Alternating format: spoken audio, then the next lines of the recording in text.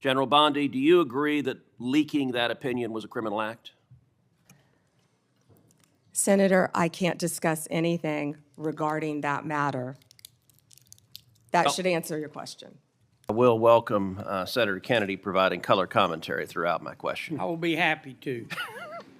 If we ever finish this hearing this year. And I'll point out Senator Kennedy has a new book about testing negative for stupid, so I hope I test negative for stupid. I hope I meet the threshold of You your do book meet title. it, and I talk in the book about the tattoo of the Backstreet Boys on your back. Look, I can't help that you don't want to reach young people. I think young people are the future, damn it, and I'll do whatever steps are needed. Backstreet Boys?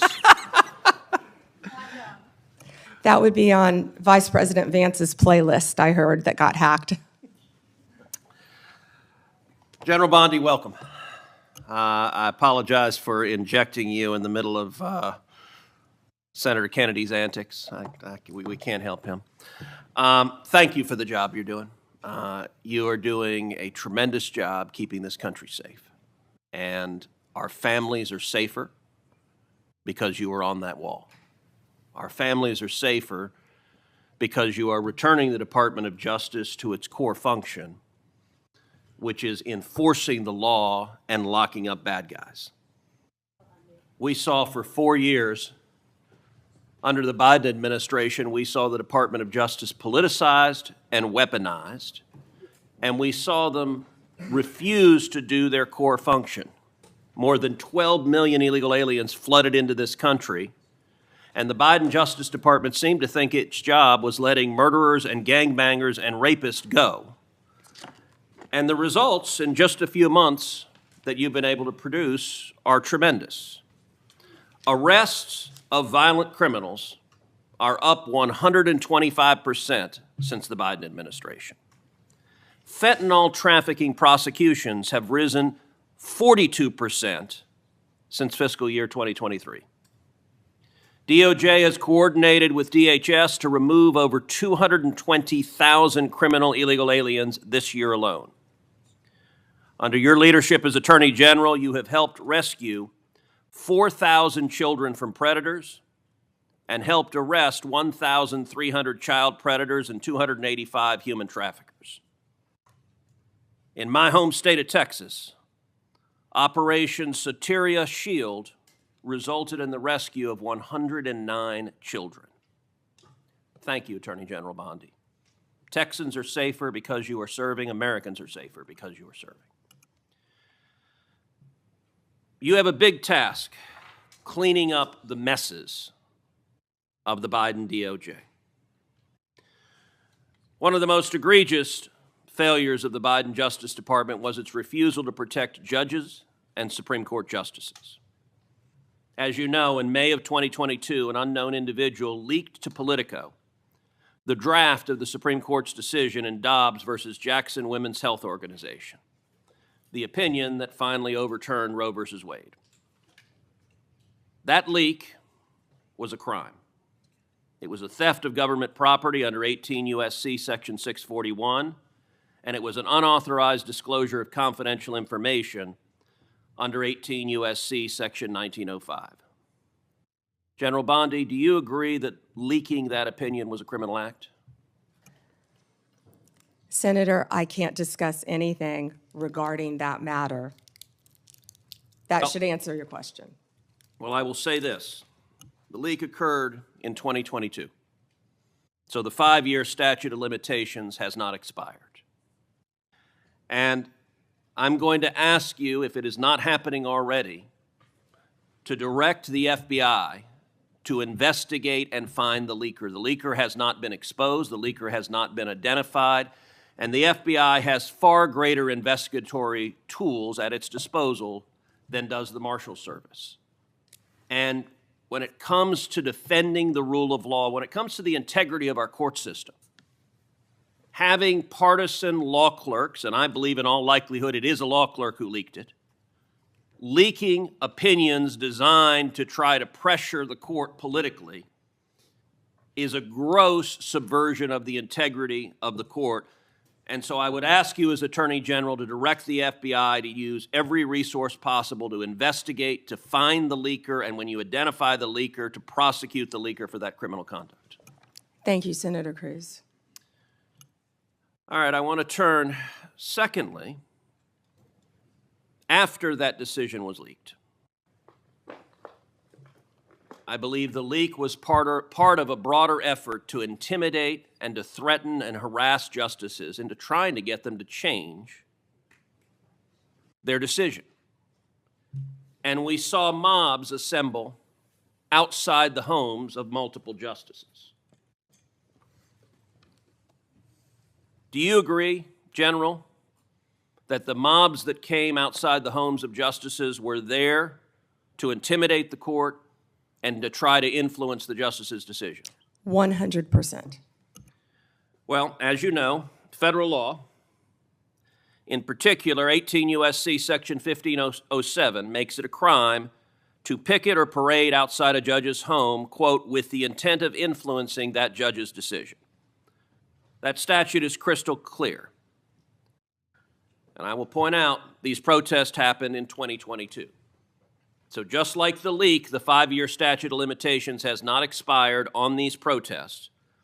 But unfortunately, the Biden Department of Justice didn't give a damn about prosecuting this statute because President Biden and Merrick Garland and the political hacks at DOJ disagreed with the Supreme Court's decision in Dobbs and were perfectly fine turning a blind eye to violent protesters threatening the justices and their children. You may recall I questioned Attorney General Garland about this statute, and he admitted under oath that not a single protester had been prosecuted.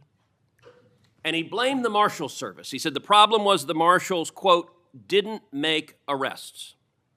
Well, subsequent documents told a different story.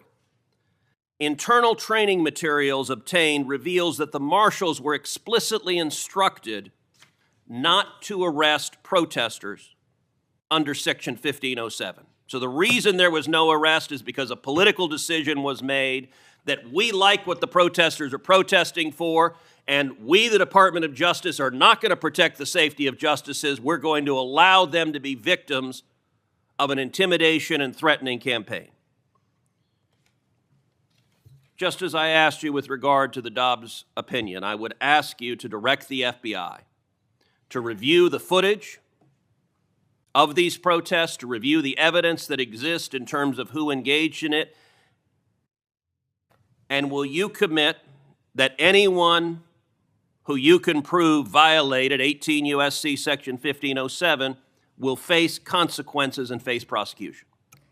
Senator, we currently have 63 ongoing investigations involving judges and officials throughout this country. That scene that you're showing will not happen under my watch. It will not happen under Donald Trump's presidency. It doesn't matter if you're a liberal judge or a conservative judge or justice. That will not happen.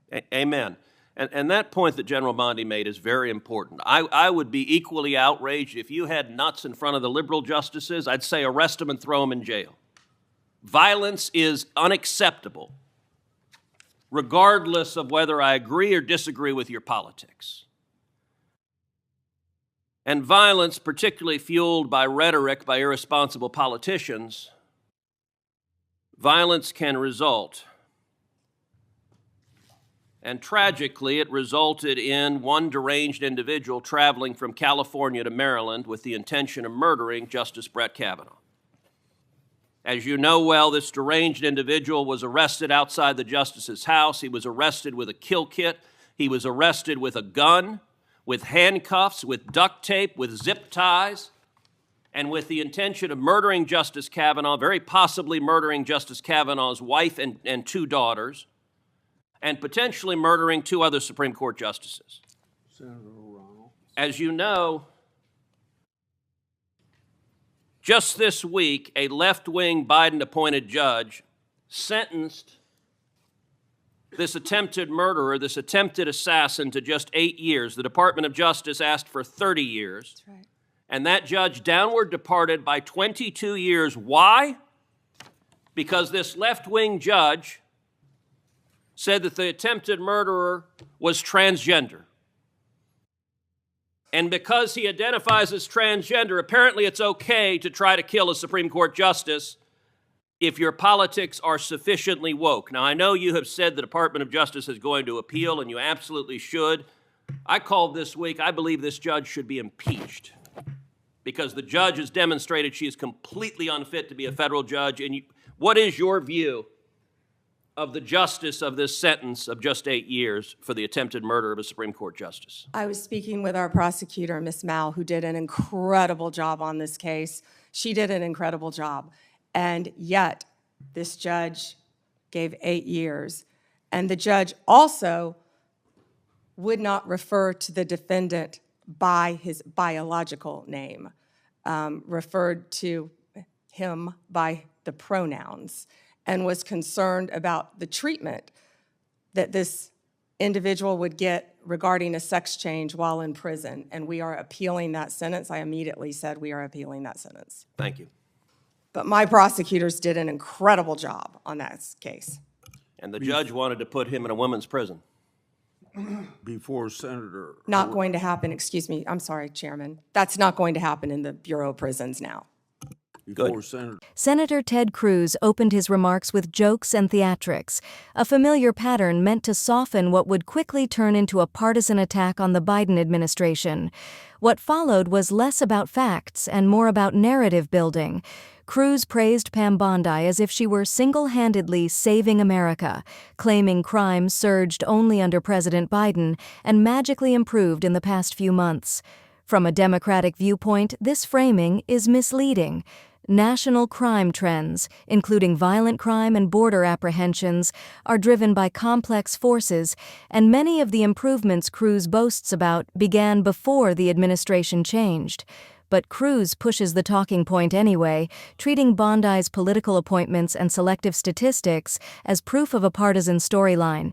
He then pivots to the 2022 Supreme Court leak, insisting it was a crime and demanding Bondi order the FBI to investigate the leaker, despite the court's own internal investigation showing no evidence of malicious intent.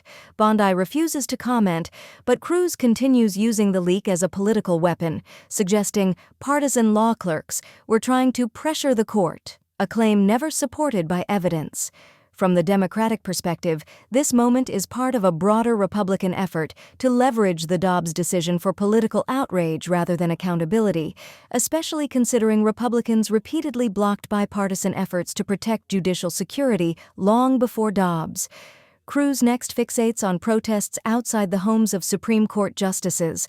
While peaceful protesting is a protected constitutional right, Cruz oversimplifies by implying all demonstrators were violent or threatening, a narrative rejected by law enforcement briefings at the time.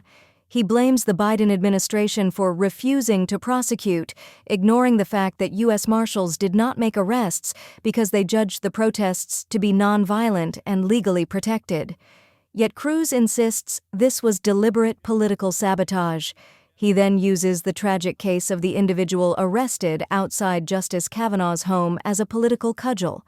While the would-be attacker was arrested, charged, and prosecuted by the Biden DOJ, Cruz reframes the case to attack the judge, not the system that worked. A Democratic interpretation highlights the Biden DOJ requested a 30-year sentence. The defendant was fully prosecuted. The arrest happened because local police and federal authorities acted immediately, but Cruz uses the judge's sentencing decision, an independent judicial act, to push a culture war narrative, even calling for impeachment of a federal judge because she used the defendant's preferred pronouns and issued a sentence he dislikes. Bondi uses the moment to echo the culture war framing, focusing on gender identity rather than legal precedent.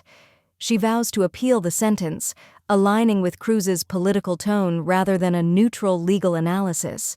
The hearing ends with Cruz celebrating the exchange as if it proves political corruption, even though the Biden administration prosecuted the case aggressively and the sentencing decision was made by a federal judge exercising judicial discretion, something Republicans normally defend. For Democrats, this was yet another example of Senator Cruz using fear, culture war rhetoric, and selective facts to create a narrative that doesn't match reality.